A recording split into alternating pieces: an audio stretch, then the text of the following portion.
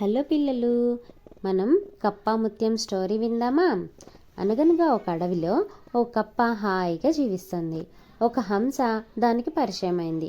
కొద్ది రోజుల్లోనే అవి ప్రాణమిత్రులయ్యాయి. ఓ రోజు కప్ప కొలంలో తామరాకు పైన తేలుతూ హంస ఒడ్డున నిలబడి మాట్లాడుకుంటున్నాయి.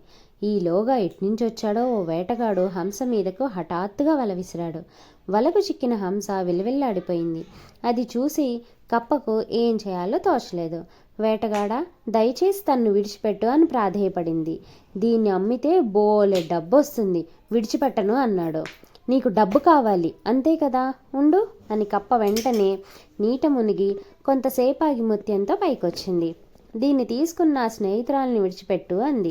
వేటగాడు ముత్యం తీసుకుని హంసను వదిలిపెట్టాడు. ఇంటికెళ్ళాక అతను చెప్పిందంతా విన్న భార్య, ఆ కప్ప దగ్గర ఇంకొన్ని ముత్యాలు ఉండి ఉంటాయి, వెళ్ళి అవన్నీ తెచ్చాయి అని చెప్పింది.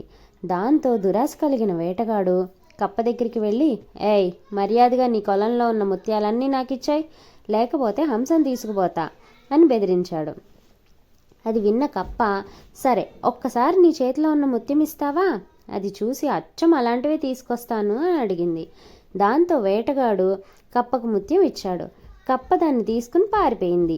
పోతూ పోతూ, నా స్నేహితురాలు ఎప్పుడో దాక్కుంది, నీకు మేం దొరకం, అత్యాశతో ఉన్నది కూడా పోగొట్టుకున్నావు, అనుభవించు అని అరిచింది. అది విన్న వేటగాడు, అయ్యో ఎంత పని చేశాను అని బాధపడ్డాడు. దీంతో మనకు అర్థమైందేంటి? దురాశ దుఃఖానికి హేతువు.